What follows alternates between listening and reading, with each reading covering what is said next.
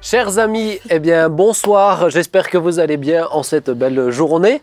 Ce soir nous sommes bien entourés, je suis accompagné de ma chère sœur Joy, tu vas bien? Ça va, merci. Eh bien super. Jean-Marie, Juan Maria? Je vais bien, merci. Tu vas bien? Papa, tu vas bien? Oui. Oui. Oui, enfin. Oui, si seulement vous pouviez assister à ces discussions que nous avons en off, elles sont formidables. Oui, et Caro, tu vas bien? Oui, ça va. Waouh, t'as l'air... c'est un petit oui, ça Mais va. ça va bien, si. Eh bien, super. Et toi, comment vas-tu? Moi, je suis un peu malade. Il est pas bien, si vous m'entendez, peut-être je vais même me moucher. J'ai du papier toilette à côté, donc, donc bon. si vous, c'est comme à la maison. On s'y retrouve, c'est comme à la maison. Oui, enfin. Bon, vas-y. On est tous ensemble. Tout le monde ne se mouche pas dans le fais chez toi comme tu veux. Hein. Oui, mais après, quand on est malade, en général, c'est efficace. Oui. Maintenant, ce soir, c'est une émission un peu particulière, d'où le fait qu'on soit un peu plus nombreux. C'est une émission, et je le sais que vous êtes là pour ça, une émission sur le rôle de la femme dans l'Église. Vous nous l'avez demandé, vous m'avez écrit depuis la première saison pour cela, et enfin, on y est. On est prêt. Alors, vous verrez que j'ai respecté une forme de parité. En tant qu'animateur, je ne compte pas. Une forme, ouais, vous êtes trois quand même. Oh là là, je ne compte pas en tant qu'animateur. Il y a Caro et Joy qui sont là, et puis Papa et Jean-Marie qui sont là. Ce soir, vous allez entendre aussi, c'est important pour moi de le préciser, sûrement peut-être pour certains des choses avec lesquelles vous n'êtes pas d'accord. Pas de problème, on a le droit de ne pas être d'accord dans On s'y retrouve, vous pourrez même l'écrire. Mais ce soir, vous allez entendre aussi la position de l'Église de la Porte Ouverte sur cette question-là. J'aimerais vraiment que vous puissiez être attentifs à ça parce que chaque église peut avoir des positions différentes. Là, ce soir, vous allez aussi découvrir la position de l'église de la Porte Ouverte. On nous la demande chaque année. Eh bien là, officiellement, vous allez pouvoir la recevoir et on va échanger dessus avec un premier sujet un peu plus simple. Pourquoi Dieu a-t-il créé les femmes ? C'est un bon premier sujet pour commencer. Joy, je vais te laisser commencer. À ton avis, pourquoi Dieu vous a-t-il créé ? Je pense pour le même objectif qu'il a créé les hommes, en fait. Vas-y, développe. C'est bien comme chroniqueuse d'être aussi vague comme ça. Non, mais par désir de relation avec l'être humain, avec la femme, comme avec l'homme, par amour, voilà. Ok, est-ce que c'est... qu'il nous a créé, et puis pour être une aide semblable, mais... Ah, parce que ça m'a l'air de commencer par ça à la base. C'est... Oui, j'espère qu'on ne se restreint pas juste à ça aux yeux de Dieu, qui nous aime au-delà de ça. Puis sinon, qui c'est qui fait la cuisine? Enfin, je sais pas, il faut... Ça commence très très mal. Sache qu'il n'y aura aucun propos qui ne sera coupé. Intérêt à assumer tout Non, mais c'était juste pour faire démarrer. Non, mais c'est bien. Non, mais c'est bien. Tu nous fais démarrer fort. Mais alors... Non, je m'excuse, pardon. Oh là là, quelles excuses. Mais je pense que c'est quand même... Parce que c'est un sujet qui est assez clivant, hein, c'est marrant, parce que dès qu'on parle du rôle de la femme, on a l'impression qu'il y a un peu une forme de tension, etc. Pour quelle raison vous avez l'impression qu'il y a... Est-ce que vous trouvez ça aussi? Ou pour quelle raison c'est comme ça? Je sais pas, quand je parle de ça avec des femmes, tout à l'heure, la semaine dernière, je faisais l'atelier sur le féminisme dans la conférence pour femmes. À chaque fois que je le fais, je salue toute ma famille au cas où que je ne revienne pas vivant de ce moment. Oui, mais je t'aide aussi, excuse-moi pour les boutades. Mais on sent qu'il y a un peu une forme de peut-être pas tension, mais on sent que c'est un sujet un peu sensible. C'est un sujet de société en ce moment. C'est tellement depuis toujours, épidermique depuis toujours. Mais là, dans les dernières années, c'est vrai que on a une montée du féminisme, d'un nouveau féminisme en fait, qui fait que oui, c'est un sujet clivant, c'est clair. Après, personnellement, je pense que ça dépend beaucoup de comment on se sent soi-même et comment on est assis dans son identité, clairement. Ouais. Alors pour toi, pourquoi Dieu a créé les femmes ? Oui, déjà parce que Dieu a créé l'être humain pour... Il a voulu ce côté binaire, en fait, homme-femme. On le voit dans toute la création. Tous les animaux sont hommes-femmes, même dans les plantes. Pardon, merci. Correction. Voilà, il y a ce côté mâle-femelle partout. Il y a un côté binaire, comme ça. Et oui, je pense que l'homme avait besoin d'un vis-à-vis. De quelque chose qui lui correspond. L'homme était incomplet en fait sans la femme. Ouais. Il avait besoin de son complément. Je pense que l'un va pas sans l'autre en fait. Ouais. Papa, c'est quoi ton... Bah, je rejoins un peu ce qui est dit. Ensemble, ils forment une seule chair. À l'origine, que ce soit l'homme ou la femme, on est quand même d'abord esprit, puisqu'on a la vie éternelle en nous et il n'y a pas de distinguo à ce niveau-là entre l'homme et la femme. Au ciel, il n'y aura plus ni homme ni femme. Il n'y aura ni plus homme ni femme et c'est pas d'abord une question de genre. C'est pas d'abord une question de genre. Dieu nous sommes d'abord esprit.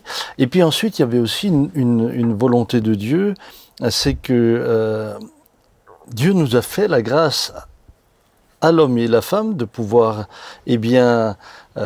créer une descendance, d'engendrer, ce qui est quand même extraordinaire. Et c'est comme ça que l'espèce humaine, finalement, s'est multipliée. De l'autre côté, je pense que c'est important de voir dans la femme, dans l'épouse pour un mari, le vis-à-vis. Et c'est l'alter ego. C'est pas quelqu'un qui serait inférieur ou supérieur d'ailleurs. C'est l'alter ego. C'est vraiment un côté vis-à-vis. Et ce qui me semble beau, c'est que Dieu a tiré la femme de l'homme. C'est comme s'il y avait c'est comme si Dieu avait sorti cette partie de l'homme qui le complète pour lui faire un vis-à-vis avec lequel il allait construire, s'épanouir, etc. Mais je pense que ce qui est important, c'est de réaliser que oui, on est d'abord des esprits et nous continuerons à vivre dans l'éternité. Et nous réjouirons dans le ciel, il ne sera pas question de genre. Je fais une parenthèse. Souvent, on me pose la question, est-ce que dans le ciel, on se reconnaîtra? Est-ce qu'un mari et une femme se reconnaîtront? Est-ce que dans le ciel, ils pourront habiter ensemble? Qu'est-ce que tu en penses, Jean-Marie? Moi, je pense que oui, absolument. Dans Luc 16, quand on voit l'histoire quand Jésus raconte, parabole ou pas, mais en tout cas, c'est la même réalité, l'histoire de Lazare et du mauvais riche, on les voit très bien se reconnaître. Ils se reconnaissent tout à fait. Quand l'âme de quelqu'un est sortie de lui, si on pouvait voir dans le monde spirituel, on reconnaîtrait, on verrait exactement la même personne. Il n'est pas en matière, en molécules, mais en éléments, mais les gens sont... Mais on vivra plus ensemble, mari et femme et tout ça. En tout cas, Jésus dit, à propos de ça, il dit, dans le ciel, les hommes ne prendront plus de femmes, les femmes ne prendront plus de mari, car ils seront comme les anges de Dieu. La question, c'est un peu, est-ce que... comment il faut comprendre, ils seront comme les anges? Est-ce que ça veut dire qu'ils seront comme les anges qui ne prennent pas aux mêmes femmes? Ou parce que les anges ne sont... en fait, ni homme ni femme, de ce fait, ça exclut le fait qu'il y ait des mariages, des couples. Mais en tout cas, on n'a pas beaucoup de spéculer beaucoup sur ça. Ça me paraît, ça me paraît hasardeux. Chez certains, c'est un sujet important. Ils veulent vraiment savoir s'ils passeront l'éternité avec leur époux ou leur épouse. Oui, alors en tout cas, on peut les rassurer. Il n'y aura plus de mariage, ça c'est sûr. Voilà, soyez rassurés. Maintenant. Mais parce que Ben, du coup, toi, ta vision, c'est que Dieu a créé la femme exclusivement pour être le vis-à-vis de l'homme. Non. Ah, merci. Ah non. Mais il n'est pas bon que l'homme soit seul. Ça part quand même de ce constat-là. Oui. Quoique Paul dit quand même, la femme a été créée à cause de l'homme. Ça part quand même de ce constat-là. Après, pour moi, mon principe, c'est de dire qu'il crée les êtres humains de manière générale pour cette relation avec eux et pour les sauver, les avoir, ce que tu disais, en esprit, et pour ensuite qu'on puisse le rejoindre au ciel. Mais le texte de Genèse, c'est d'abord le constat, c'est l'homme est seul, c'est pas bien qu'il soit seul, donc je vais lui faire une aide semblable. Et après, il y a tout ce développement qui est... Est-ce qu'il parle de l'homme mâle ou l'homme... l'être humain. Il a créé une femme juste derrière. Oui. Oui, non, là c'est l'homme. Là c'est l'homme. Ouais, c'est le masculin. C'est qu'on peut se poser. Là, pour moi, c'est le masculin, c'est Adam. Moi, j'ai l'impression aussi qu'il y a dans la création de la femme, la volonté aussi, on voit quand même Dieu est masculin et féminin. Il n'y a pas de... Dieu est considéré aussi... Il y a ce texte qui parle de Dieu comme une poule pour ses poussins. L'aspect aussi très féminin de la chose. C'est aussi, la femme représente aussi cet aspect féminin. J'ai entendu autre chose, je trouvais intéressant, c'est que cette complémentarité finalement dans le mariage, ce vis-à-vis, ce fait d'être une seule chair, c'est une des images les plus proches sur terre de ce qu'est la Trinité dans le ciel. C'est un aspect, c'est un exemple de à quel point ça peut être une unité forte, la notion de soumission, de direction, toutes ces choses-là, dans le cadre du couple, peut être aussi une image de ce qu'est la Trinité vis-à-vis de Dieu, en nous rappelant bien qu'on a été fait à son image dans ce sens-là aussi. Oui, oui. C'est Karl Barth explique, lui, il était très... Qui ça Karl Barth. Karl Barth. Et il dit que lui, il insistait beaucoup, ça va dans le sens de ce que ça me disait tout à l'heure, que en fait, l'homme, on dit que l'homme est créé en image de Dieu, mais c'est principalement en tant que couple qu'il est l'image de Dieu. Dieu les crée à l'image de Dieu. Enfin, nous, on mettrait de la ponctuation. 2 points, il les fit, hommes et femmes. Et même hommes et femmes, plus littéralement, c'est il les crée mâle et femelle. C'est ça. Donc, c'est parce qu'ils sont masculins, féminins, qui sont en image de Dieu, comme disait Sam, parce que étant un couple, du coup, ils se multiplient. Les anges ont été créés, et autant Dieu en a créé, et si je dis toujours, par exemple, s'il en a créé 10 millions, admettons, 10 millions d'anges, aujourd'hui il existe 10 millions d'anges. Il n'en manque pas un, il n'y en a pas un de plus. Par contre, il a créé un homme et une femme, aujourd'hui on est 7 milliards. Parce que, ou 8, parce que du coup ça nous rend en image de Dieu, parce que chaque couple crée de nouveaux esprits qui sont de nouveau des êtres éternels. C'est ça. Qui sont de nouveau des êtres éternels. Et rien dans la création n'est créateur. Il n'y a qu'une chose qui est créateur, c'est le couple humain. Parce qu'il prolonge la création de Dieu. Il est créé en image de Dieu. Il produit de nouveau... Et il produit de nouveau des êtres spirituels qui sont de nouveau éternels. C'est ça. Donc ça, donc comme tu disais tout à l'heure, ça veut dire que l'homme, Dieu a permis que Adam se rende compte qu'il n'est pas complet, et une fois qu'il a compris qu'il n'est pas complet, alors il souhaite sa moitié, il souhaite son autre moitié. Après, ils existent ensemble. C'est beau. Ouais. Et peut-être tu comprends ça, tu dis mais c'est formidable. Peut-être pour aller au bout de cette réflexion, de préciser le plus clairement possible que c'est pour cette raison-là, pour engendrer la vie, que Dieu a créé un homme et une femme. Il n'a pas créé 2 hommes. Le couple, c'est un homme et une femme, puisque le but même du couple, c'est de transmettre et de créer cette vie derrière qui est éternelle. Alors c'est important dans les temps où nous le sommes de le dire, de le répéter. Que l'image même du couple et de la famille, les seuls qui peuvent engendrer naturellement une famille, c'est un homme et une femme. Il n'y a pas d'autre modèle qui puisse engendrer naturellement une famille. Dès qu'on a d'autres modèles, il faut bricoler médicalement, il faut une intervention extérieure. Enfin, il n'y a jamais rien de... les éprouvettes, C'est ça. Et je crois que c'est important, même pour les chrétiens que nous sommes aujourd'hui, d'être très clairs là-dessus. Oui, parce que Genèse, pour le coup, est très claire à ce niveau-là. Peut-être pour aller plus loin dans la réflexion, quelle est votre lecture du rôle des femmes dans la Bible? Avant qu'on arrive sur le rôle des femmes dans l'Église, le rôle des femmes dans la Bible, on voit souvent qu'il y a ces questions. Jean-Marie, tu l'as relevé, je t'ai déjà entendu le relever, que souvent les hommes sont qualifiés les fils de Dieu. Et les femmes sont les femmes des hommes. Un peu ce côté, comme si hiérarchiquement il y a quelque chose de différent dans la Bible. Quelle est votre lecture à vous du rôle des femmes dans la Bible? Comment vous comprenez les choses? Ça, c'est dans Genèse 6, oui. Oui, quand les anges sont venus. Oui. Bon, c'est... Comment vous lisez quelle est votre lecture à ce niveau-là? Moi, je me suis dit,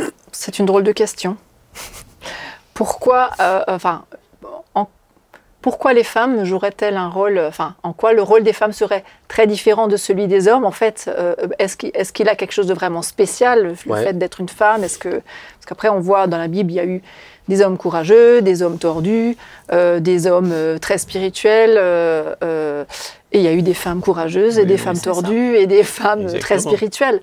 Donc, je me suis dit, tiens, c'est une bonne question. Donc, j'ai hâte. Oui, mais pour moi, il y a quand même déjà un rôle qui lui est assigné, qui semble découler même de sa nature, c'est la maternité. Oui, mais ça, c'est pas spécifiquement dans la Bible. Ça c'est en général. La femme...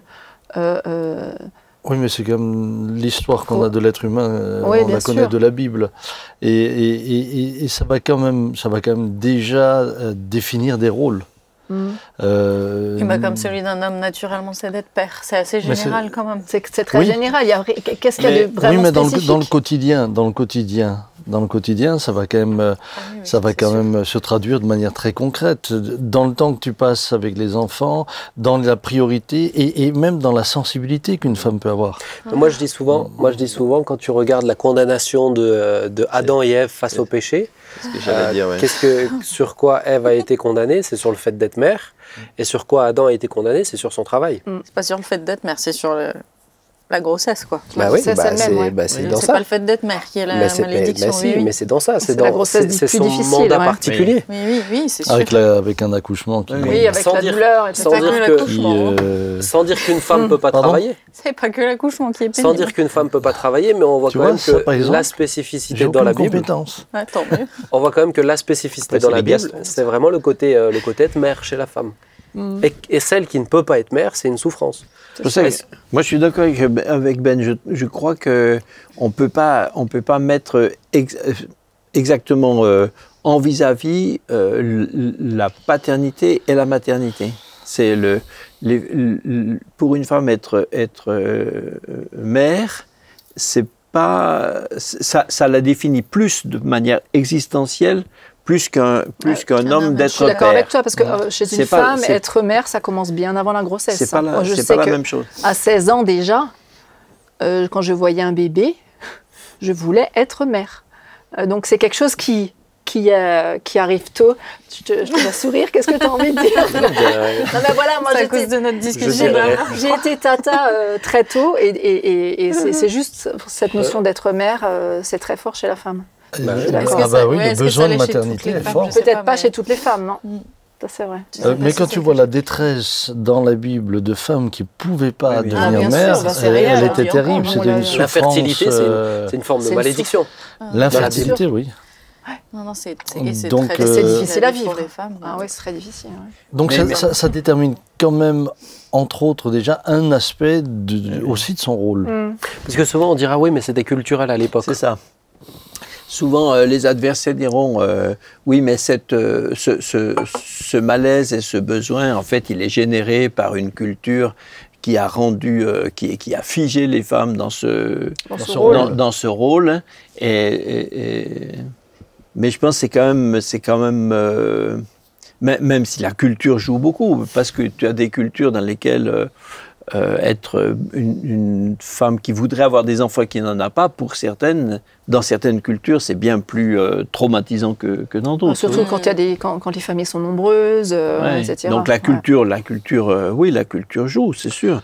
Mais je pense qu'il faut être de mauvaise foi pour ne pas reconnaître que le sentiment maternel, l'existence, le côté existentiel maternel de la femme est quelque chose qui est inné. Bien sûr, et c'est très fort, sinon on n'aurait pas développé toutes les techniques de procréation assistée qu'on a aujourd'hui pour les femmes justement qui ne peuvent pas avoir d'enfants.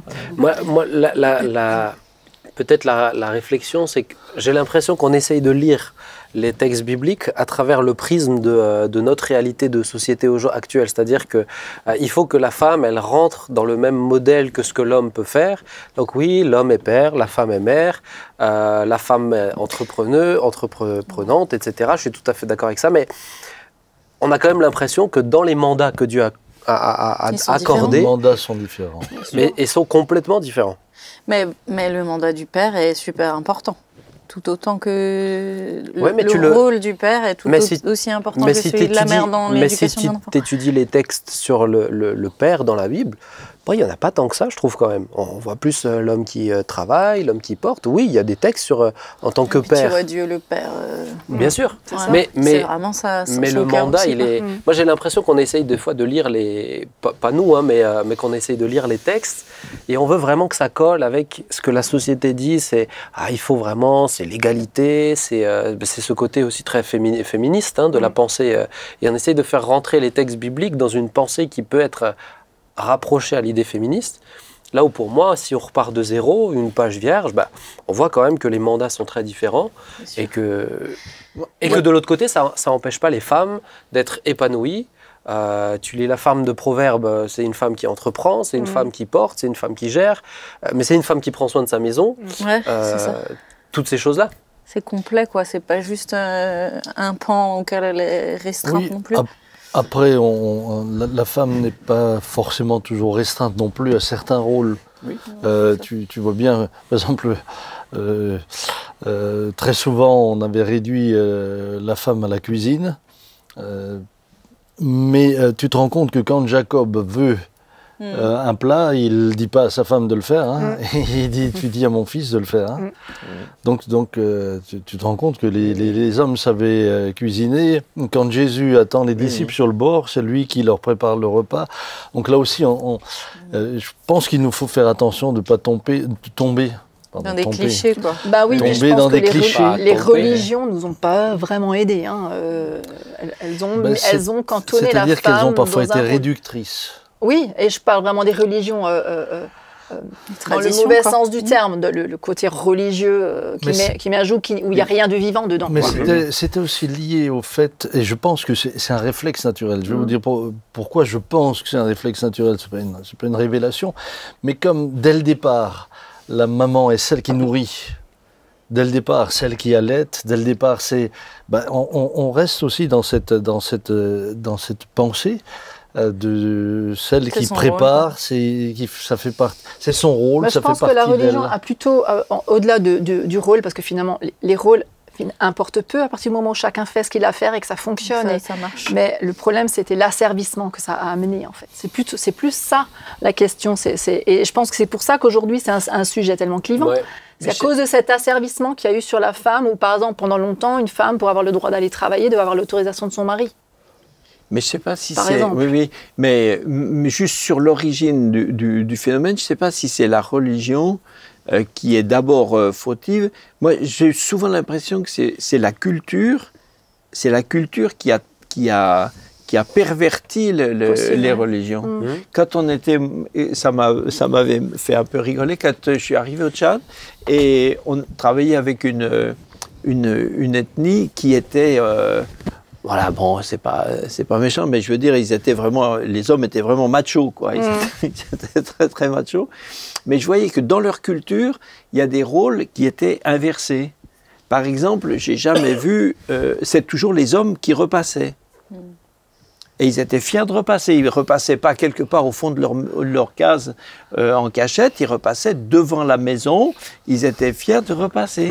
Et ceux qui faisaient de la couture, c'était que des hommes. Devant la maison. Parce qu'il y avait un côté... Là, ils avaient les petites machines où tu pédales, là, comme ça. Et c'était... je sais pas, c'était valorisant. Il n'y a que des hommes. J'ai jamais vu une femme faire de la couture, jamais. Et du coup, dans l'église, la Sainte Seine n'était distribuée que par des femmes. Parce que c'était perçu comme un service. Donc, puisque c'est un service, les hommes font pas. Alors que dans notre culture, si les femmes servent, ça peut poser des questions. Comme chez nous, c'est perçu comme un honneur, normalement, il n'y avait que les hommes qui le faisaient. Tandis que là-bas, c'était perçu comme un service, donc il n'y a que les femmes. Donc, c'est pour ça que c'est la culture, c'est la culture qui transforme. Alors ensuite un filtre. Voilà. Alors Jean-Marie, comment Et après on croit. Et quand je te disais, mais pourquoi? Mais il me regardait surpris. Mais la Bible. La Bible, non. Alors Jean-Marie, quel conseil tu peux donner aux personnes qui, dans le cadre des textes bibliques, à quel moment on peut savoir si ça, c'est vraiment, faut prendre dans le contexte culturel ou pas? Je te donne l'exemple, par exemple, de Paul qui dira d'enseigner aux jeunes femmes de bien prendre soin de la maison, de bien s'occuper des tâches de la maison, etc. Est-ce que là, par exemple, c'est culturel ou pas? Est-ce qu'aujourd'hui, il ne faut plus le prendre tel quel? Tu vois, c'est un peu... De quelle manière on peut lire les textes pour faire la distinction entre non, c'est à appliquer littéralement pour nous ou là, c'est à appliquer dans le cadre d'un contexte culturel de l'époque? Sur ce point très spécifique que tu cites là, il me semble forcément là, s'il y a une grosse part culturelle, parce qu'il dit pas concrètement dans son esprit ce que la femme devrait faire ou ne pas faire. Mais donc dans certaines cultures, elle va repasser, dans d'autres, elle repasse pas. Dans une, elle coud, dans une, elle coud pas. Donc, mais il faut qu'elle soit littéralement, c'est à donner aux soins. On dit domestique, mais domestique, c'est domestique. L'étymologie, c'est la même que ça vient de la maison. Domus en latin, ça veut dire ça de la maison. C'est s'occuper de la maison. Ouais. Domestique, c'est s'occuper de la maison. Donc, c'est s'occuper des choses de la maison. Pour moi, c'est culturel, mais c'est pas parce qu'on dit que c'est culturel que ça a plus de valeur aujourd'hui. Mais aujourd'hui, comment est-ce que une femme sage s'occupe de sa maison? Elle s'en occupe pas comme on s'en occupait dans l'Antiquité. Oui. Mais ça serait bien qu'elle... c'est bien de trouver comment ça s'articule, quoi. Donc la pensée à appliquer pour nous, mais selon les périodes, selon la culture, ça varie en fonction de ça. Mais oui, il me semble que de fait, c'est, par exemple, dans une culture très agricole, très rurale, où les femmes devaient forcément consacrer une grosse partie de leur temps à aller au puits, je sais pas, à piler, à piler le mil ou je sais pas quoi, à travailler aux travaux des champs. La cuisine, ça prenait beaucoup de temps. Cuire sur un feu de bois, c'est pas... Hein. Et puis, on le voit au Sénégal. Voilà. Il ne restait pas le même temps après. Donc forcément, ça a une autre... c'est une autre organisation. Ouais. Ouais, puis en regardant un peu la société d'aujourd'hui, avons-nous vraiment progressé? Puisqu'on se rend compte que, par exemple, beaucoup de femmes sont devenues carriéristes. Okay. Mais quand tu regardes les conséquences sur la famille, sur même les relations de couple, sur les enfants, est-ce qu'on a fait des progrès? Au fond, qu'est-ce qu'on peut lire de tout ça? Puisqu'aujourd'hui, on parle surtout d'épanouissement personnel. Alors que je crois que Dieu nous a créés, non pas juste pour que nous réalisions, mais pour que, ensemble, nous puissions nous réaliser. Et c'est parfois intéressant, puisque aujourd'hui encore, dans certaines tribus, ils n'ont pas une conception individualiste, mais collective. Et ils s'entraident les uns les autres. Et la réussite pour eux, c'est pas la réussite d'un individu, c'est la réussite de la communauté. Et c'est une autre vision totalement différente. Alors qu'aujourd'hui, aujourd'hui, on est dans un individualisme autant masculin que féminin, mais je pense que les enfants sont vraiment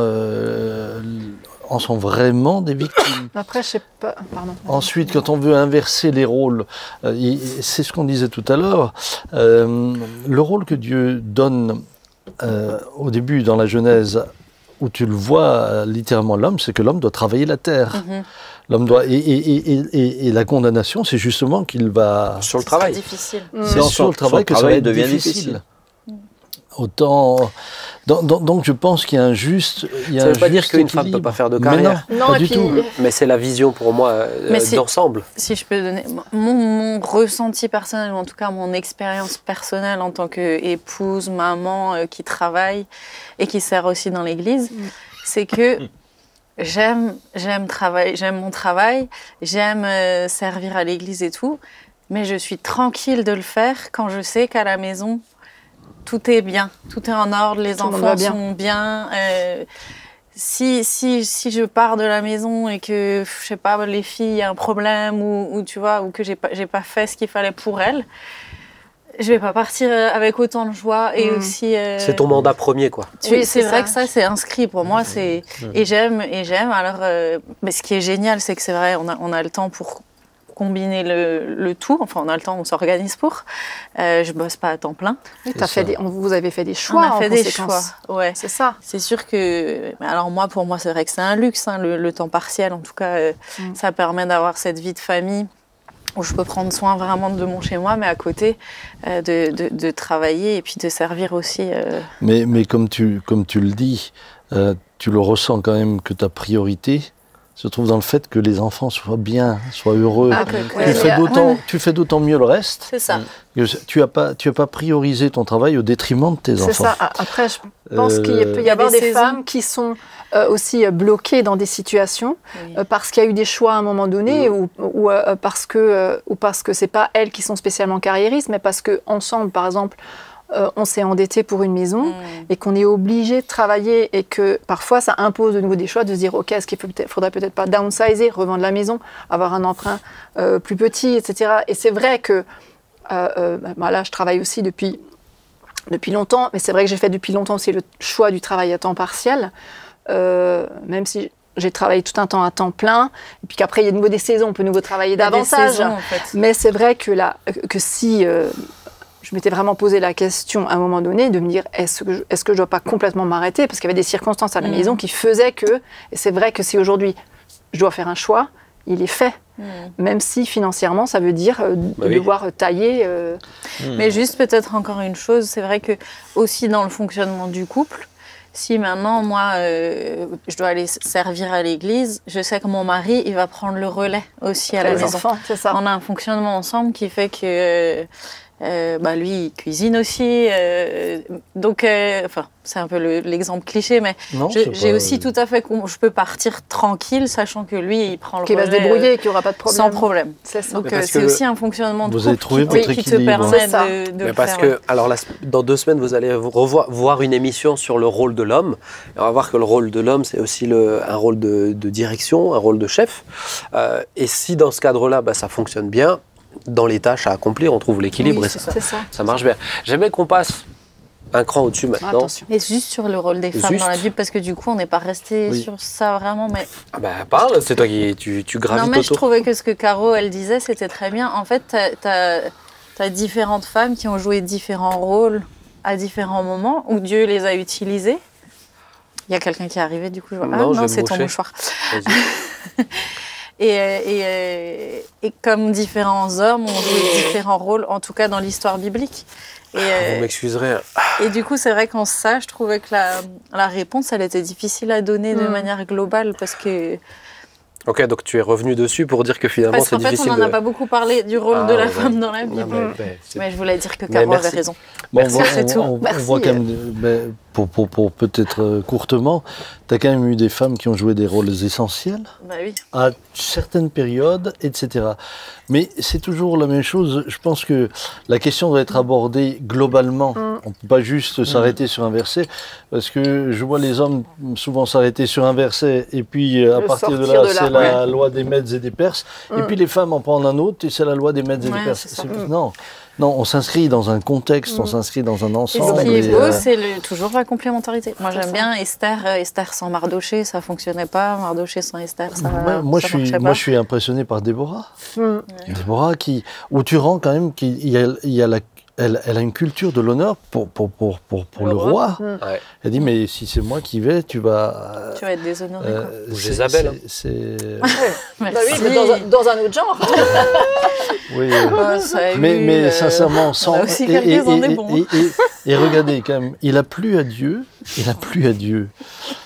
de ne pas nous envoyer un fils incarné de manière miraculeuse. Il aurait très bien pu, tout d'un coup, tiens, il y a un bébé qu'on a trouvé, etc., dans un coin qui a été élevé par une femme. Non, c'est par la femme que va venir, eh bien, le Fils de Dieu. C'est un rôle extrêmement essentiel. Il y a un truc Est-ce qu'on peut arriver ensuite On va y arriver, juste un truc moi, que j'avais trouvé intéressant dans le nouveau Saïd maintenant. Oui, parce que... un truc quand même qui m'a frappé, c'est que Jésus, quand il était sur Terre... Ça t'a fait mal quand ça t'a frappé? Boum. Non, vous me dites quand on peut passer à la suivante. C'est les femmes, finalement, qui pourvoyaient aux besoins de Jésus. Ça, c'était intéressant quand même. Ouais. Je trouvais que ça m'a vraiment frappé. Bon, de temps en temps, il multipliait quand même le pain et les poissons lui-même, tu vois. Ouais, mais elle travaillait pour le soutenir. C'est ça. Les femmes riches. Et puis il les a considérées. C'est ça. C'est bon, on a le droit de passer à l'étape suivante. On peut passer à la suite, on a dit ce qu'on allait dire. C'est bon, Jean-Marie, on peut y aller. Okay. Oh, ben, passons à l'étape. Merci Jean-Marie, parce que Jean-Marie, tu vas Celle être que tu préfères. concerné maintenant. Ah bon. On va arriver justement sur la question, puisque on a vu qu'il y a des rôles qui sont différents. Donc souvent, ça amène à cette conclusion, le rôle de l'homme et de la femme dans l'Église est différent. Autrement dit, c'est l'homme qui doit prêcher. L'homme doit être pasteur, la femme ne peut pas prêcher, la femme ne peut pas être pasteur. Donc j'aimerais maintenant qu'on prenne le temps sur cette discussion-là.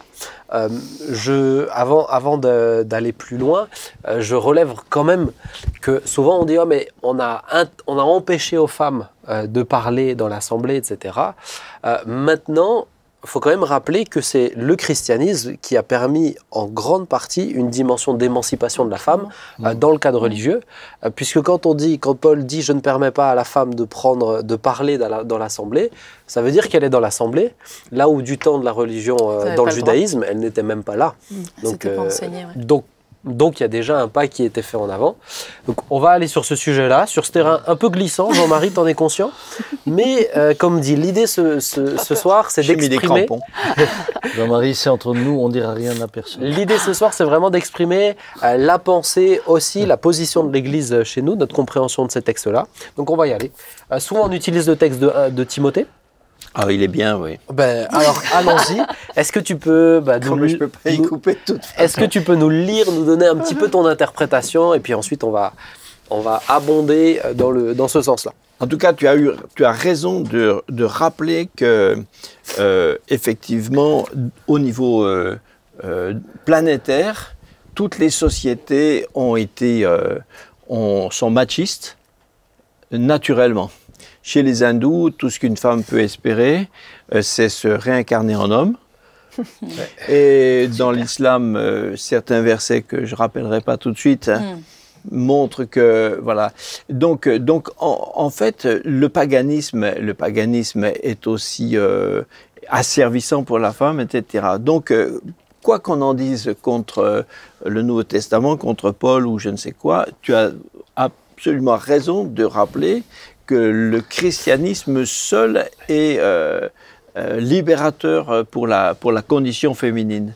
Maintenant certaines mouvances de l'Église au cours des siècles ne l'a pas toujours bien vécu. Ouais. Et c'est vrai que l'Église, pas la nôtre ici aujourd'hui, mais avec un E majuscule, l'Église l'a pas toujours vécu sainement. Quelquefois, elle a été aussi très machiste aussi, quoi, hein. Elle est retombée dans le travers naturel. Voilà, donc je vais relire 1 Timothée 2, 12, puisque c'est ce que tu souhaitais. Je ne permets pas, dit Paul, à la femme d'enseigner, ni de prendre de l'autorité sur l'homme, mais elle doit demeurer dans le silence, car Adam a été formé le premier, Ève ensuite, etc. Mais en tout cas, voilà, la grande question de ce verset est souvent posée en termes de relations, d'autorité, et donc comme si c'était de valeur, hein. Il me semble que le féminisme, la grande erreur du féminisme, c'est de se battre pour l'uniformité ou pour l'égalité. C'est pas la même chose. Dire que l'homme et la femme sont égaux, ça me semble être une évidence. Même au début de la Genèse, Dieu dit « faisons-lui une aide semblable à lui ». Donc Voilà, c'est semblable. posé. Semblable, ça veut dire Mais- pareil. Ouais. Bah oui. Mais est-ce que cette égalité est une uniformité? Non, c'est pas une uniformité. Ça veut dire qu'il y a des rôles et des fonctions. Mais si on comprend que certaines fonctions sont au-dessus de celles des autres, alors les autres sont infériorisées. Et du coup, on comprend que les femmes sont dévalorisées, etc. Mais Comment tu comprends le texte? alors le texte. À mon avis. Je t'aide. Vas-y. À mon avis, merci beaucoup.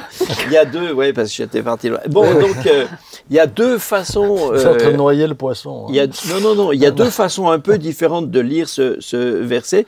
Au début, vous aurez peut-être l'impression que c'est chipoté sur les mots. Et en fait, c'est vraiment deux façons différentes. On peut dire soit que ce verset implique une seule défense, qui est en 2 points, Ouais. c'est-à-dire qu'une défense qui est « je ne permets pas à la femme d'enseigner et de prendre l'autorité ». On peut comprendre que c'est 2 interdits. Je lui interdis 2 choses. Elle ne doit pas enseigner, elle ne doit pas prendre l'autorité. Ou on peut comprendre que c'est un seul interdit. Je ne lui permets pas d'enseigner en prenant autorité. Et ça n'a pas la le même même chose, sens. ah non, hein. Ça n'a pas le même sens. Parce que dans le premier cas, si on dit que c'est 2 interdits, elle n'a pas le droit d'enseigner, elle n'a pas le droit de prendre autorité. Donc, en absolu, elle n'a pas le droit d'enseigner. Ce qui fait que chaque fois qu'elle enseigne, elle a faux. Ouais. Donc, même les mamans devraient pas Alors qu'elles font enseigner ça- leurs enfants. Alors qu'elles font ça tous les jours. Voilà. Ouais. Elles ne devraient pas, aucune femme... Qu'est-ce qu'on entend par Ouais. enseigner? Ben, Qu'est-ce que tu entends par enseigner? enseigner, je dirais, enseigner, c'est dire la vérité qu'on doit croire.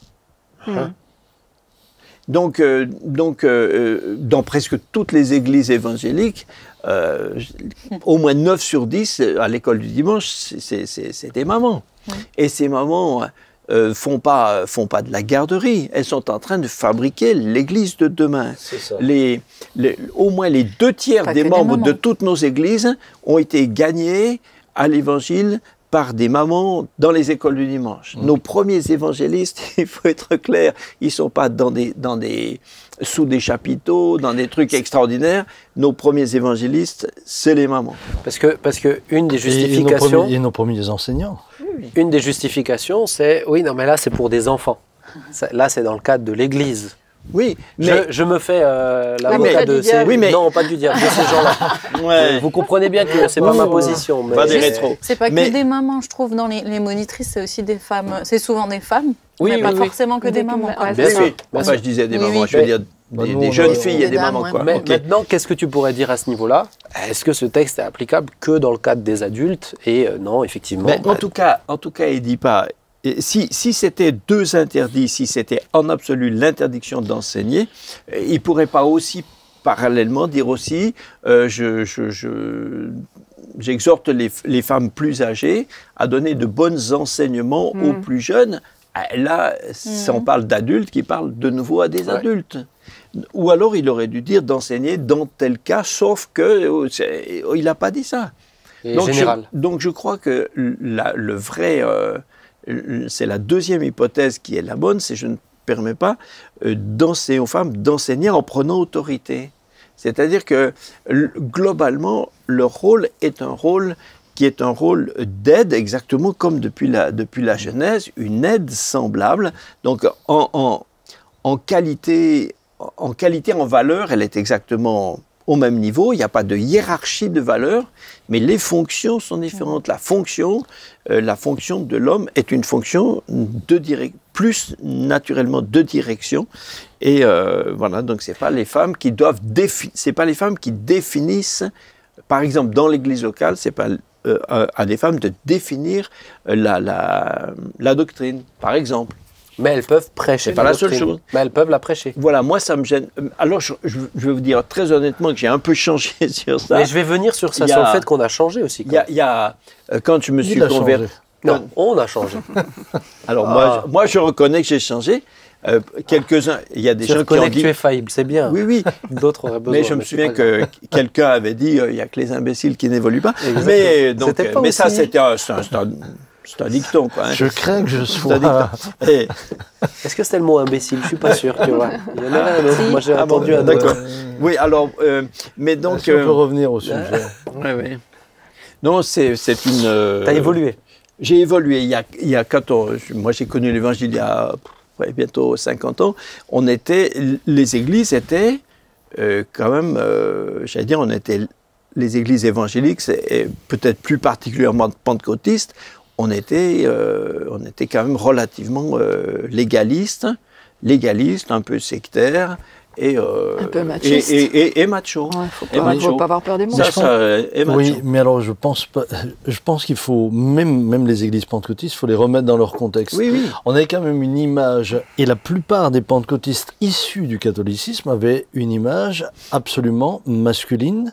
De qui parle dans les églises? Du clergé, oui.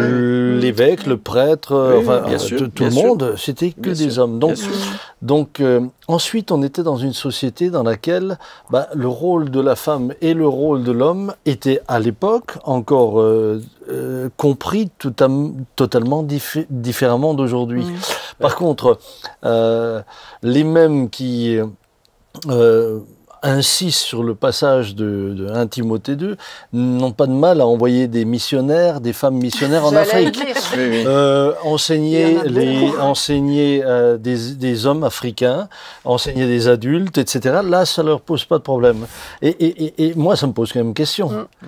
Quand il s'agit d'envoyer des missionnaires ailleurs, souvent les femmes étaient plus courageuses que les hommes. Oui, c'est ça.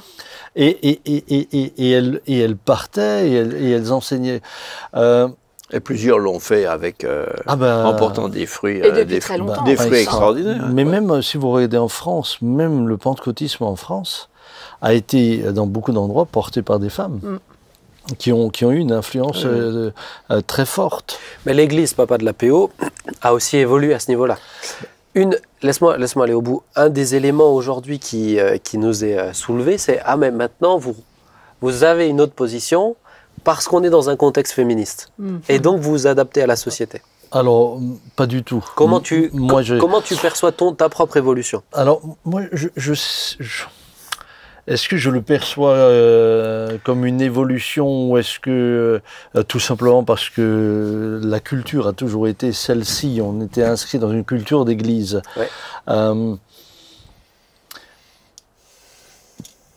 Ma question de fond a toujours été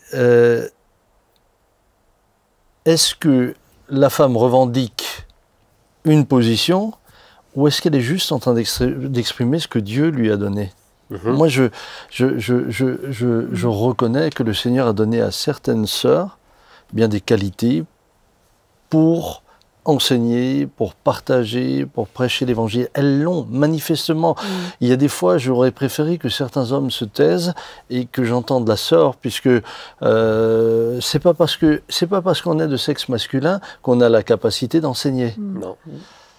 Et c'est pas parce qu'on est de sexe féminin qu'on est banni de l'enseignement. Pour moi, c'est là où ça me posait question, et encore récemment, j'entendais, je veux pas entrer dans les détails, mais une femme défendre justement la position de la femme dans l'Église, mais je dois dire que ça a été fait avec une arrogance, une agressivité, et franchement, j'étais mal à l'aise par rapport à ça, et je me dis, mais cette dame-là a des problèmes. Elle a des problèmes. L'identité. Pour moi, elle a des problèmes pour parler comme ça. Parce qu'une femme qui est heureuse et qui est dans la paix, Johanna a déjà prêché ici dans l'Église. Je crois que l'Église a été bénie. Si on passe du machisme à l'antimachisme, on n'a pas fait de progrès. On n'a pas fait de progrès. On est passé d'un extrême à un autre. Et c'est là que je pense que qu'est le piège, d'un côté, de donner un rôle juste parce qu'il y a une pression qui est liée à la société, ou de reconnaître ce qui est juste bibliquement. Mais tu peux quand même dire qu'il y a quand même un temps où les femmes ne prêchaient pas chez nous. C'est vrai, c'est juste. Et ça a évolué. Moi, je veux dire que un des éléments qui m'a fait évoluer... C'est vrai que la louange, pendant des années, c'est les hommes qui la faisaient. Alors Un des Je éléments reviendrai qui m'a- dessus parce que Ouais. j'avais quelque chose Un qui des me éléments tient qui à m'a cœur, fait quoi. évoluer, c'est quand on était en Angleterre, et puis elle a prêché dernièrement à la PO, mais Helena Croft, qui a prêché donc, lors de la conférence Elle et qui a prêché le dimanche, vraiment Dieu m'a tellement parlé au travers d'elle dans ses prédications, que j'ai dû moi-même dire, mais non, Dieu l'a utilisé, ça m'a fait du bien. Et je pense que ça, avec le temps et en recevant aussi et en acceptant que elle puisse être un instrument, là où moi je suis attristé, c'est quand je vois des personnes qui, par principe, s'empêchent et se refusent à recevoir quelque chose, Parce alors que ça c'est pourrait être une femme, bénédiction de Dieu. Ouais. Moi, quand je réfléchissais au sujet, je me suis pas lancée dans ces versets-là. Je savais qu'il y aurait Jean-Marie. Et surtout, c'est pas à moi d'expliquer ces versets-là, je pense. Mais c'est le verset de Matthieu 12, 33 qui m'a parlé. Est-ce que je suis dans Matthieu 12 ? Oui, 33. Ou dites que l'arbre est bon et que son fruit est bon, ou dites que l'arbre est mauvais et que son fruit est mauvais, car on connaît l'arbre par le fruit. Et c'est ça, je pense, des fois, on se prive de certaines bénédictions dans l'Église, par principe, alors que c'est au fruit qu'on reconnaît l'arbre, en fait. Et que quand il y a une onction sur une personne, et qu'on voit cette onction porter du fruit, eh ben c'est à ça que, pour moi, c'est à ça qu'il faut regarder, quoi. Ouais. Et après, je pense que une graine, elle est semée, elle est entretenue dans un bon terrain ou pas aussi, tu vois, parce qu'une graine qui reste dans un pot, elle va pas pouvoir porter beaucoup de fruits. Donc, je pense que des fois, ça a été ça le... Mais tu vois, ce que tu dis là, c'est intéressant. On entend un argument qui va plus dans l'autre sens, c'est-à-dire dans le sens féministe. C'est oui, mais si vous ne laissez pas de fait la place à des femmes, les femmes dans la salle n'oseront pas et n'existeront pas. Là où moi, je ne crois pas du tout ça. Je crois que quand Dieu donne un mandat, les gens en fait se manifestent et puis on voit le fruit directement. Oui, mais quand même, c'est ce que je disais là un petit peu. Si une graine, tu la plantes pas, si tu l'arroses pas et si elle n'est pas dans un endroit quand même favorable pour pouvoir grandir, elle grandira pas non plus, tu vois. Et je pense que des fois, ça a été le cas quand même dans certaines églises où peut-être il y avait des femmes qui avaient une onction sur leur vie, quelque chose, mais en fait, elles ont pas pu le manifester. Ouais, mais l'argument de dire parce que, par principe, pour encourager d'autres, il faut mettre des femmes en place. Non, mais il faut rien faire par principe, en fait. Mais d'ailleurs, et ça, je pense qu'on est tous d'accord. D'ailleurs, la Bible nous dit qu'il n'y ait pas un grand nombre parmi vous qui enseignent, parce que vous serez jugés plus sévèrement. Il n'y a déjà pas un grand nombre d'hommes qui enseignent. Mais c'est ça. Quand vous regardez la masse d'hommes et ceux qui enseignent et ceux qui prêchent, bah, c'est une minorité. Donc c'est un faux débat, à mon sens. Ça, c'est un faux. Et ça c'est plutôt de la revendication. Par contre, j'entendais la sœur qui a prêché ici dimanche. Bien écoutez, vous voyez que c'est une femme qui est dans ce que Dieu lui a donné. Et dimanche, il y a un mois. On est 20 décembre. Vous n'avez pas envie de contester. Et d'ailleurs, si un homme a quelque chose à dire, je dis, mais fais d'abord tout ce qu'elle a fait. Et puis ensuite, viens nous donner des leçons. Chose intéressante, les plus grandes contestatrices, c'est des femmes. Ouais, c'est intéressant. Mais c'est ce que je te disais juste, c'est que c'est quelqu'un qui a reçu une onction particulière mais elle a été encouragée, formée, accompagnée aussi dans son ministère par le pasteur Colin Urquhart, notamment, qui l'a vraiment mentoré. Mais quand je regarde Helena et quand je pense à la personne que j'entendais, je veux dire, on n'est pas du tout dans le même film, et on n'est pas du tout dans les mêmes motivations. On est autant là, je voyais une femme de Dieu avec l'onction et tout le monde le reconnaît, autant de l'autre côté, je sentais quasiment de l'agressivité.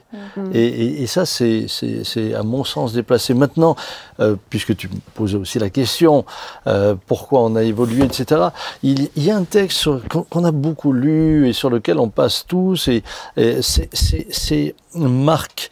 Dans Marc 16, Jésus dit « Allez, faites de toutes les nations des disciples, les baptisant au nom du Père, du Fils et du Saint-Esprit, et enseignez-leur à observer tout ce que je vous ai prescrit. » Alors la question est, est-ce que ça s'adresse qu'aux 11 ? Donc c'est que des apôtres qui peuvent le faire ? Puisque si c'est que les 11, c'est que des apôtres. Ah, du coup, on va se retrouver, même les hommes, avec un fichu problème. Hein. Ah ouais, on avait du boulot. Hein. Deuxièmement, est-ce qu'il s'adresse là à des disciples et ces disciples ne sont que des hommes? Est-ce que ça voudrait dire que les disciples, c'est que des hommes? Ben, il me semble que non. Donc si les disciples sont des hommes et des femmes, c'est à l'ensemble et enseignez-leur à observer. Une femme qui emmène sa collègue de travail, elle va l'enseigner, elle va l'amener plus loin. Maintenant, la même femme qui a reçu ce talent pour, dans le cadre d'un groupe ou dans le cadre d'une église, eh bien, apporter l'enseignement en bénissant l'ensemble et en étant dans cette attitude, comme le disait Jean-Marie, où elle ne prend pas autorité, où elle ne prend pas autorité, moi, ça me pose aucun problème. D'ailleurs, dans l'Église, nous avons 15 ou 18 groupes de dames, ce qui représente pas loin de 180 personnes, conduites par des dames. La responsable, c'est une dame. On a des groupes de maison où il y a des hommes et des femmes. C'est des dames qui les conduisent. Et nous n'avons jamais, je dois le dire, n'avons jamais eu de conflit. Quel qu'il soit. Sujet, non. Ça n'a jamais été un sujet. Ça n'a jamais été un sujet. Parce que c'est pas amené dans une pensée qui est la pensée de la société. C'est ça. Non. C'est pour ça qu'il n'y a pas de conflit. J'aimerais qu'on juste pour être bien sûr que les termes sont bien posés et que c'est suffisamment clair. Et ensuite, on va passer un cran plus loin. Jean-Marie, quand tu dis « je ne permets pas à la femme d'enseigner en prenant autorité », ça veut dire quoi, prendre autorité sur l'homme à ce moment-là? Concrètement, ouais. Qu'est-ce que ça veut dire quand une femme prêche? En tout cas, moi, comme je le comprends, et ce qui me serait, avec quoi je serais à l'aise, hein, c'est que je comprends que, par exemple, pour rester dans l'exemple de notre église, d'une église locale, ça ne me choque pas qu'une dame puisse apporter un enseignement et que de ce fait, en fait, elle fait partie de l'équipe pastorale de l'Église, hein, mais dans ce sens-là, elle le fait en acceptant de soumettre je ne veux pas dire son texte, on ne va pas corriger sa copie, mais en acceptant de soumettre ses idées à l'équipe et en particulier au pasteur qu'on appelle le pasteur senior de l'Église. Et voilà, elle fait partie, elle se soumet à l'équipe. Là où je serais pas à l'aise dans une église locale qui serait dirigée. Attends, mais ça, j'aimerais qu'on revienne dessus pour terminer. Par une femme. Mais enseigner en prenant autorité, pour toi, ça veut dire, c'est là où peut-être pour certains, c'est pas clair. Enseigner en prenant autorité. En donnant la direction à l'église. Donc c'est en disant, chez nous, voici ce que nous croyons. Voilà. Par exemple, c'est ça pour toi, prendre autorité. Pour moi, ça serait faux à partir du moment où elle commencerait à donner des directions générales sur la vie de l'Église, des décisions d'éthique, enfin voilà, des décisions. Pour moi, ça, là, on sort du rôle. Si on reprend par exemple les femmes qui ont prêché chez nous, elles ont annoncé l'évangile, où elles ont rappelé le fait d'être sel et lumière. La dernière prédication, Elena Croft, c'était ça, hein, sel et lumière. C'est accueillir, c'est aimer. Elle n'a pas dit voici sur tel plan éthique ce que nous devons croire. Oui. Et elle l'a fait également en étant dans un cadre de soumission à l'équipe pastorale chez nous. C'est-à-dire que à ce moment-là, moi j'ai présidé. La veille, j'ai mangé avec elle, elle m'a partagé ce qu'elle allait prêcher. Et puis c'était pas, écoute, voilà, est-ce que j'ai le droit de prêcher ça? Elle me l'a partagé parce qu'on se connaît, il n'y a pas de souci. Mais c'est dans le cadre d'une équipe pastorale qui était là et référente. Et elle aurait accepté s'il y a quoi que ce soit derrière que je dois redresser, elle aurait accepté, il n'y aurait pas eu de souci à ce niveau-là. Mais une chose que je veux dire alors à ce stade-là, c'est que c'est vrai pour n'importe lequel des prédicateurs qui arrivent. C'est ça. Il y a un pasteur dans l'église, même les hommes ne peuvent pas venir en disant mais nous on prend cette direction, nous on croit ça en fait. C'est ça. En fait c'est soumis à toi, ici c'est toi qui... Il y a un moment donné où il y a une autorité. Bien sûr. Et c'est parce qu'on forme une équipe mais j'accepterai pas plus d'un homme. Je le dis que tout d'un coup ils prennent autorité en disant à partir d'aujourd'hui l'Église va partir dans... Je dis, hey, ça, c'est pas possible. Ouais. Même d'un membre de l'équipe qui est là tout le temps. En fait, Même ça, d'un c'est- membre de Bien l'équipe sûr, qui est bien tout le sûr. temps. Bien sûr. Et je dois dire que c'est là que c'est beau finalement ce qu'on vit, parce que bah, on s'oriente dans le même sens. Et on le vit, on est heureux de le vivre comme ça. Alors ça me permet... Et ça une sœur s'inscrirait naturellement dans la même chose. Attends, dans mais la on va- doctrine de- on va y dans la doctrine. On va de y arriver, l'Église. mais ça me permet juste de revenir dessus. Pour le coup, l'équipe pastorale ne te soumet pas ses prédications. Dans ce que tu dis, Jean-Marie, tu dis que dans ce que toi tu comprends du texte, il faudrait que si une femme prêche, elle présente ce qu'elle va prêcher, c'est ça?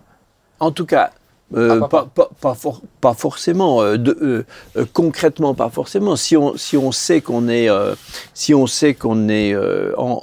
phase. Raccord. qu'on est raccord, qu'on est Aligné, cohérent, ouais, etc. c'est ça. Obligation On n'a de- pas, Bah oui, c'est ça. on n'a pas besoin Quand de. tu te connais, tu c'est sais. comme nous, moi par exemple, je prépare une prédication, je ne demande pas à Sam son aval avant de prêcher. Mais non. Mais quelquefois, quand on a eu des points sur lesquels on savait qu'on pouvait avoir des... Alors c'était toujours des points très secondaires, mais on les a pas... Je ne me suis pas permis de les prêcher sans en avoir, sans ça, qu'on ait... c'est ça. De temps en temps, on a fait naturellement. Check. naturellement. Ouais, c'est ça. Même des fois, une fois, on a pris une journée entière sur un thème pour être sûr qu'on est, Raccord. qu'on est tous raccords. Je me suis pas permis d'arriver en disant voilà ceci, cela. Bah, par exemple, cette émission-là, c'est fait sous ta validation. Ou pendant tout un temps, tu m'as dit non, pas encore, et maintenant tu m'as dit oui. Mais Donc c'est le même cas. est-ce que alors je sais pas si ça arrive au bon moment dans la vision, Attention, question. mais j'aime bien toujours revenir sur cette idée que la soumission, le mot soumission apparaît toujours, enfin souvent dans le grand public, dans la société humaine en général, comme c'est presque un gros mot. Négatif. C'est négatif, c'est Péjoratif. négatif. Ouais. Alors que j'aimerais dire que la soumission en soi n'est pas dévalorisante. Elle indique un rôle, une fonction et un équilibre avec quelqu'un. Et la meilleure façon pour moi de le prouver, c'est de rappeler qu'il est dit de Christ qu'il se soumet au Père. Hein. Et Paul dit même très clairement, jusqu'à la fin des temps, jusqu'à ce que tout lui soit soumis. Et il ajoute, et quand tout lui aura été soumis, lui-même se soumettra au Père. C'est-à-dire qu'il indique que cette condition n'est pas une condition seulement dans notre économie de temps, du temps de l'Église, mais que c'est un paramètre, si je peux dire comme ça, éternel. Quand tout lui aura été soumis, lui-même se soumettra au Père. Or, il est clair que Christ n'est en rien inférieur au Père. Il est égal, il dit le Père et moi nous sommes un. Il a été mis en lui, par exemple des versets comme il a été mis en lui la plénitude de la divinité. Il est éternel, il est créateur, il n'y a aucune différence. Il est Dieu, Mais même si on le comprend plus ou moins bien et on attendra au ciel de comprendre mieux, mais dans la Trinité, on peut dire, j'ose dire un peu comme ça, dans la Trinité, les fonctions, il y a des fonctions différentes et dans la Trinité, le Fils est soumis au Père. Et il n'est pas inférieur, il n'est pas dévalorisé, il n'est pas, ça le discrédite pas, il n'en souffre pas, il n'est pas blessé parce qu'on me demande d'être soumis. Il n'est pas frustré, comme dans le couple humain, l'homme est le chef de la femme et il n'est pas meilleur, il n'est pas plus grand, il n'est pas plus rien du tout. Il ne domine pas la femme. Mais sa fonction, différente. il a une fonction et cette fonction-là, voilà. Mais c'est les extraits Excusez-moi, qui je ne sais pas si ça arrive au bon moment, mais j'aime toujours rappeler J'aimerais qu'on ça. arrive après sur la dernière Et partie. je pense que C'est ce qui est intéressant, c'est quand tu, mais ça. quand tu lis même l'Évangile et que tu vois l'attitude de Jésus, je ne fais rien que je ne vois au Père. Ouais. On voit que Jésus, tout son ministère, il dit pas à un moment donné, bon maintenant, Je vais faire mon écoute, truc. tu es au ciel, moi je continue là. Non, il se soumet et il se soumet jusqu'à la croix. C'est quand même, c'est quand même extraordinaire. C'est que il va jusqu'à devenir le sacrifice. Le texte nous dit quand même, femmes, soyez soumises. C'est pas en train de dire, hommes, soumettez vos femmes. C'est-à-dire que sinon c'est de la C'est une action domination. volontaire. Déjà. La seule soumission qui est bonne, elle est volontaire. Sinon c'est de la domination. Et la seule domination qu'on a, c'est sur les animaux, sur les poissons, sur ça. Celle-là, mais elle est vraie pour la femme aussi. C'est les excès qui ont été faits qui ont amené aussi ce terme à être galvaudé, en fait. Parce que quand tu le vis, déjà quand celui à qui tu te soumets est bienveillant, est bon, tu as confiance en lui, tu sais que c'est pas difficile. En fait. C'est sûr que si tu prends la globalité du texte, c'est que si tu choisis de te soumettre à un homme qui t'aime comme Christ, ça va, c'est facile. Alors là, mais c'est depuis le jardin d'Éden. Alors là, on est parti. Depuis le jardin d'Éden. Là, on est parti sur le couple. La soumission, c'est un gros mot parce que c'est le péché lui-même. Mais c'est ça. Là, on est parti sur le couple, mais j'aimerais qu'on termine sur la notion de nouveau de prédication et de ministère, puisque pour aller au bout de la réflexion, c'est vraiment, on l'a dit rapidement, mais j'aimerais vraiment qu'on termine sur ça. Est-ce qu'une femme peut être pasteur, parce que c'est la question actuelle aujourd'hui, dans la notion de soumission? Il n'y a pas que la notion de soumission dans le couple. Il y a la notion de soumission à quelqu'un qui a la direction ou à une équipe, etc. Dans la réponse que nous, on a argumentée et qu'on a proposée et que vous retrouvez sur Internet, dans les commentaires, si vous voyez une prédication sous la prédication d'Helena Croft, vous verrez succinctement la pensée de l'équipe pastorale chez nous. C'est que la femme a une différence de fonction, mais que nous sommes tous invités à enseigner, etc., en reprenant le texte de Marc 16, et donc en se soumettant à l'équipe pastorale, eh bien la femme peut exercer ça aussi. Donc est-ce qu'une femme peut être pasteur? Oui, non. Quelles sont les limites? Certaines églises disent non, certains courants disent non, clairement.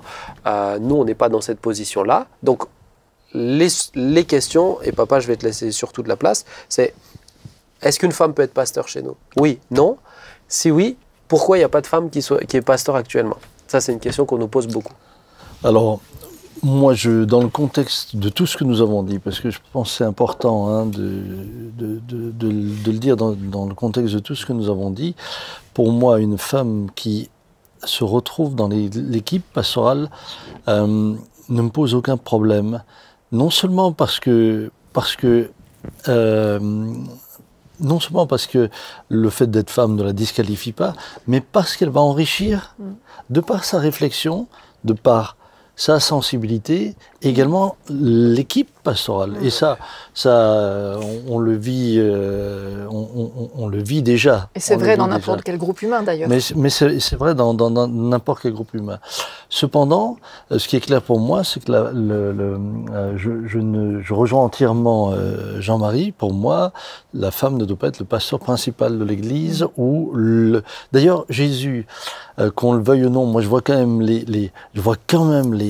la gymnastique qui est faite pour faire dire au texte ou parfois aux choses des choses qui ne sont pas dites. Jésus qui n'avait pas peur des pharisiens, n'avait pas peur de bousculer les gens de son époque, mais dans les apôtres, jamais choisi une femme. Il n'en prend pas. Dans la direction de l'Église. Alors évidemment, on parle d'une Junias, etc. Mais là, on est vraiment dans de l'hypothétique. Hein. Et c'est pour ça que je dis, parfois, on fait de la gymnastique. Dans ce qui est de l'autorité, de la direction, je crois qu'on est dans le même... On retrouve Dieu est le chef de Christ. Christ est le chef de l'homme. Et l'homme est le chef de la femme. Et je vais vous dire pourquoi ça me semble important dans le cadre de l'Église. Parce que dans une société qui est en train de dévaloriser la fonction aussi de l'homme, qui est en train de parler d'homme déconstruit quand même, de déconstruction, de déconstruction de l'homme. Ouais. Il me semble que si l'Église ne reste pas la lumière du monde et le sel de la terre, le modèle dans lequel on peut lire les choses, comme on doit les lire depuis le début, dans la Genèse, dans le couple, dans la famille, au travers de toute l'Écriture, je dis, si l'Église perd ça, alors comment allons-nous garder finalement la société qui, elle, est basée sur la famille? Donc, une société solide est basée sur la famille. Donc, je reviens pour Toi, tu fais des tours. Mais oui, mais c'est important parce que ça fait 1h10, donc moi j'essaye d'avoir les propos les plus clairs pour les gens. D'accord. Donc, pour moi, c'est pas un problème d'avoir une femme qui prêche, qui est dans l'équipe pastorale, qui ne prend pas autorité, comme on l'a dit tout à l'heure. En tant que pasteur, c'est ce que tu es en tant que pasteur. Et d'ailleurs, parfois, je me dis que dans certains endroits, il vaudrait mieux qu'on ait une femme pasteur, en particulier aussi par rapport à toutes les femmes. Je pense qu'il y a bien des pasteurs qui se seraient protégés s'ils avaient eu une femme avec eux. Donc, tu es en train de... Mais tu ne veux pas dire qu'une femme peut être pasteur qu'auprès des femmes? Non. Mais dans certains cas, c'est pertinent. En tout cas, pour nous ici, dans le cadre de ce qu'on a dit, dans le cadre de l'exercice de l'autorité finale qui reste quand même la responsabilité d'un homme comme dans sa fonction, dans sa fonction de chef, eh bien, ça ne me pose aucun problème. Ok, est-ce que... Donc, pardon, mais une femme dans l'équipe pastorale, c'est pas, si j'ai bien compris, c'est pas un problème, mais soumise à ton autorité en tant que toi, responsable spirituel de l'Église ici. Oui. C'est ça. Au même titre que les autres pasteurs. Au même titre que les autres pasteurs. Alors attends, parce que du coup, c'est une question qu'on m'a posée, que je pose ici. Mais il y a différents degrés de direction. Est-ce que c'est que ce degré final de direction, une femme ne peut pas être pasteur principal d'une église, que ça ne peut pas s'inscrire, ou est-ce que c'est dans d'autres degrés de direction? Est-ce que quand on parle de prendre autorité, la notion de direction qui est la dimension du rôle de l'homme, d'après les textes qu'on a dit là, est-ce que c'est juste dans ce cadre-là de direction, je dirais, ultime, principale, ou est-ce que c'est dans des niveaux de degrés un peu plus inférieurs, mais qui sont quand même de la direction? Non, pour moi c'est de la sagesse. Pour moi c'est de la sagesse de reconnaître une femme dans ses qualités et d'avoir son conseil même dans de la direction, si elle est compétente pour. Pourquoi irais-je m'adresser à quelqu'un qui n'a pas les compétences qu'elle a? Juste parce que c'est une femme, je m'appauvrirais de son conseil? Mais non. Mais non, moi j'ai beaucoup aimé. Vous avez une église maintenant de laquelle on parle moins, mais c'était l'église du pasteur Yonggi-cho en Corée, dont sa belle-mère était l'un des piliers de l'église. Ouais. Mais quand on parlait d'église de Séoul, on parlait du pasteur Yonggi-cho. Il n'y a jamais eu de problème là-dessus. Et pourtant, elle a été une bénédiction pour des centaines de milliers de personnes. Ouais. Moi, j'ai l'impression sur ces questions de pasteur, pas pasteur, je pense des fois, ça me fait un peu sourire dans le sens où je trouve que des fois, c'est comme si on parlait de titres, on parle plus de titres que de fonction.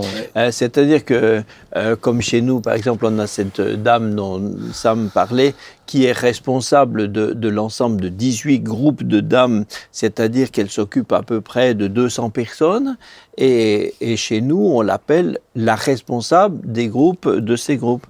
Dans d'autres églises, elle serait exactement la même personne, elle ferait exactement la même chose, et on l'appellerait Pasteur Ruth. C'est ça. Voilà. Mais nous, on n'a pas choisi de l'appeler Pasteur Ruth, donc elle n'est pas pasteur. Mais elle fait du pastorat. Et dans un autre milieu, on va l'appeler pasteur. Alors, je ne dis pas que les mots ne sont pas importants. Les mots sont importants. Mais les mots, tu as des églises très machistes où le pasteur, le gars, il impose tout, il réunit son conseil, voilà ce qu'on va faire, etc. Après, il rentre à la maison et il discute avec sa femme. À la réunion suivante, il dit, écoutez les gars, j'ai réfléchi quand même, on va pas faire comme ça. Et la réalité, c'est que c'est pas lui qui dirige l'église. Moi, juste sur l'histoire des titres et tout ça, ce qui me semble important, c'est pas forcément le titre en soi, mais c'est que souvent, au titre est rattaché une formation, un accompagnement, un bagage, et une légitimité aussi quand même, qui peuvent compter quoi, au bout d'un moment. Parce que t'en as, elles font le job, honnêtement, sans avoir forcément été aussi bien formées que des hommes, parce que étant des hommes, ils ont été formés. Et dans ce cas-là, ça peut être dommage. Voilà. Mais c'est pour ça que dans notre école, on forme tout le monde. Alors ça m'amène à la dernière question, parce que je sais qu'elle viendra. Si une femme peut être pasteur, à la porte ouverte on le croit, si une femme peut prêcher, etc., pourquoi il n'y a pas de femme pasteur dans l'équipe pastorale de l'APO? Puisqu'on en est là actuellement. Non, mais je te pose la question. Je me fais porte-parole. Je pense qu'il l'a bien. Je pense que Jean-Marie l'a bien résumé tout à l'heure. On a de manière évidente des sœurs chez lesquelles on reconnaît cette fonction. Le berger, On n'a pas mis de titre. Et pour quelle raison tu mets pas le mot?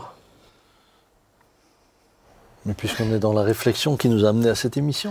Non, mais comprenez bien. Attends, Joy, s'il te plaît. Je pose la question parce que Oui, mais Joy, j'anime. Je pose la question parce que. Ben oui, ça fait 1h15, les amis. Parce que je sais que beaucoup nous posent ces questions. À certains, des fois, je dois le dire avec un ton agressif, ce qui est très dommage. Comprenez que l'Église avance, l'Église chemine, et ce que nous croyons, on le porte, on le défend, mais l'Église chemine aussi. Donc on me dira, ouais, mais chez vous, les femmes ne servent pas la Sainte... Bah maintenant, les femmes, plus personne ne sert à la Sainte Seine puisqu'on prend notre Sainte Seine. Oui. Mais il faut comprendre l'histoire aussi. Pour moi, l'histoire de l'Église est importante pour comprendre qu'on en était là, maintenant on en est là. Dans 5 ans, on ne sait pas où on sera. Et moi, je voulais dire quelque chose de bien quand même, c'est que maintenant, il y a des femmes assistants pasteurs, par exemple, qui ont eu la formation qui va avec. Moi, c'est ça que je trouve bien, c'est qu'on équipe les gens, peu importe leur sexe en fait, peu importe leur genre, on les équipe pour leur fonction que vous reconnaissez qu'ils ont reçue. Et puis il faut être raccord avec notre société. Il y a des choses qui culturellement, si on devait proposer un modèle qui, d'un point de vue sociétal, soit illisible pour l'extérieur, ce serait pas intelligent. Ouais. On peut des fois faire les mêmes choses, mais il faut aussi, Paul plusieurs fois dit de faire attention à ne pas passer pour fou. C'est juste c'est du bon sens. Mais les gens te diront ouais, mais ça veut dire que la Bible change avec les. Oui, alors la Bible change pas, mais il y a des tas de choses. La Bible nous a jamais dit d'aller faire de la mission avec des avions, bien sûr, puisqu'il y en avait pas. Mais donc on change les choses. Et on change. La culture change, la façon de vivre l'Église change.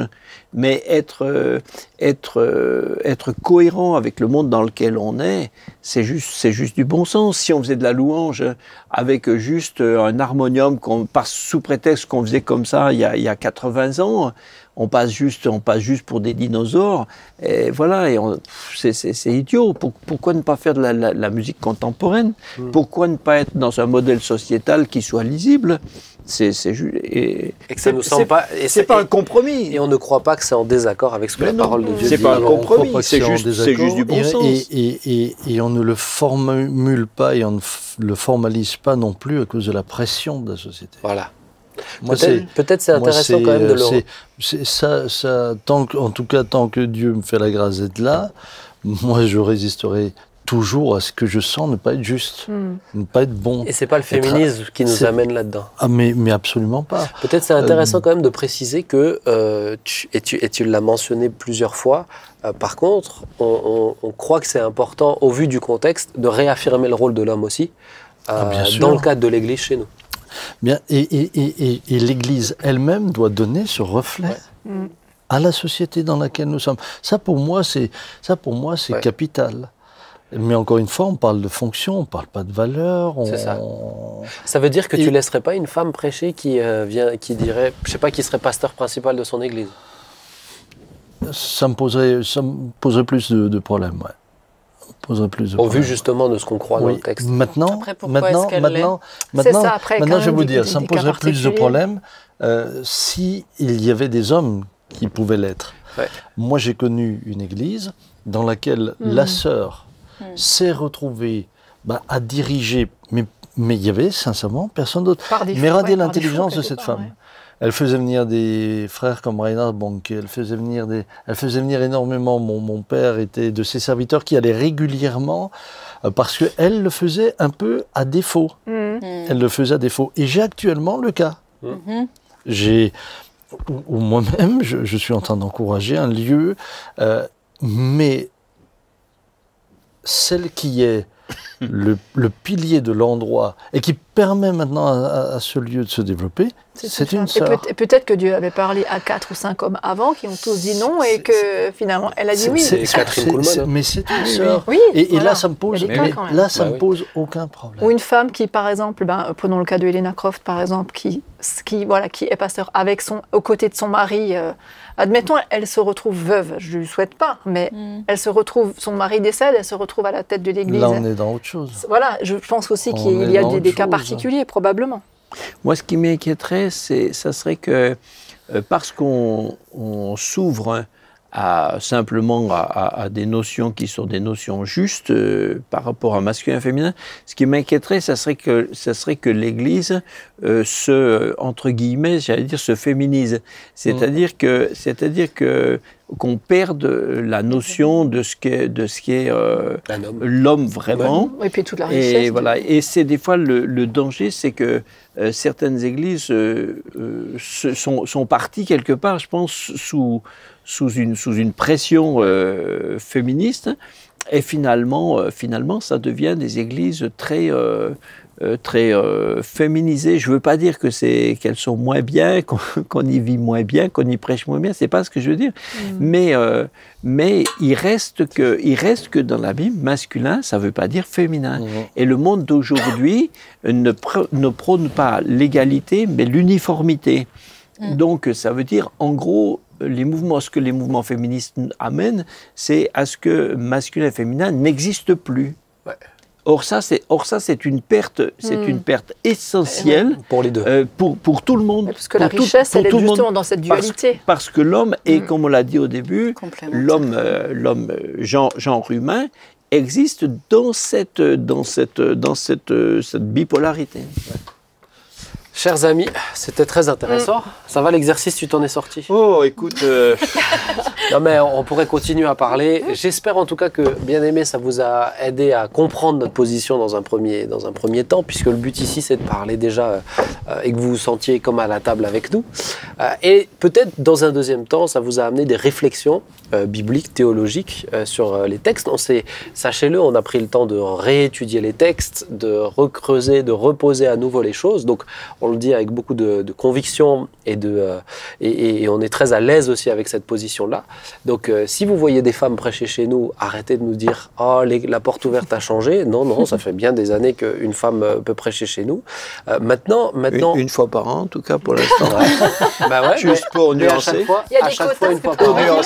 Mais à chaque fois... Dans les groupes de maison, c'est beaucoup plus régulier. Pardon. Merci. Chez les jeunes aussi, frère. Et à chaque fois, c'est... Ah, ça y est, tu fais les distinctions avec les dimanches, toi, maintenant.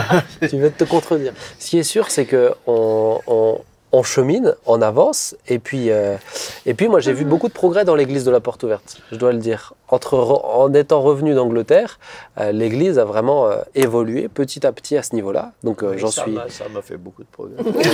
C'est un peu ça que je voulais relever. Mais très fier. J'ai dû sourire un jour, parce que j'étais invité dans un milieu, peu importe le milieu.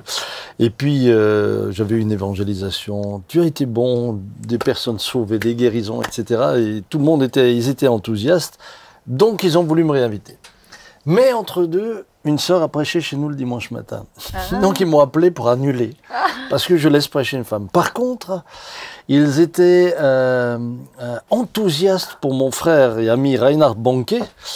Oui, un mec qui avait Suzette Hatting qui prêchait, mais là on n'en faisait pas trop cas, parce que l'envergure du ministère faisait que... Donc parfois je dois aussi sourire sur la manière qu'on a de gérer... Chaque mouvement évolue à son rythme. Chaque mouvement. Et puis je respecte aussi ceux... Je pense que c'est important de respecter ceux qui pensent autrement. Bah oui. Voilà. Mais oui. C'est avec humilité qu'on aborde ça. En tout cas, c'était important pour moi qu'on puisse enfin faire cette émission. Si vous avez d'autres questions, si des gens vous posent des questions sur l'église de la Porte Ouverte et sur ce sujet-là, écrivez à Jean-Marie. Eh bien non, tout simplement partagez cette émission. Il n'y a plus besoin d'écrire à qui que ce soit. J'ai l'impression qu'on a vraiment dit l'essentiel de ce qu'on croit ici. Donc prenez le temps de la regarder, peut-être regardez-la en plusieurs fois. En tout cas, merci à chacun d'entre vous de la suivre. Et puis merci à vous d'y avoir participé, de l'avoir construite avec moi. Merci beaucoup. On va terminer par la prière. Et tu sais quoi, Caro, je veux bien que tu pries. D'accord. je veux bien aussi. Mais dans la soumission. Oh Seigneur. Au secours. Père, merci pour ce temps ensemble, ce sujet qui a été débattu. Enfin, Seigneur, merci pour ton éclairage, merci pour ta parole, Seigneur, qui nous conduit. Et je te prie vraiment que, encore et toujours, tu nous conduis, Seigneur, que tu nous amènes à évoluer dans la direction où toi tu veux nous emmener. Et merci parce que tu permets aux uns aux autres de comprendre ce qui a été dit, Seigneur, qu'il n'y ait pas de malentendus ou de choses qui puissent être mal comprises. Mais merci vraiment parce que tu nous as créés hommes et femmes complémentaires et tu fais de belles choses à partir de tout ça. Je te bénis, Père. Amen. Amen. Amen. Merci à chacun d'entre vous, que le Seigneur vous bénisse et rendez-vous dans 2 semaines pour l'autre versant de cette émission puisqu'on va parler du rôle de l'homme dans 2 semaines. À très bientôt. Ciao, ciao.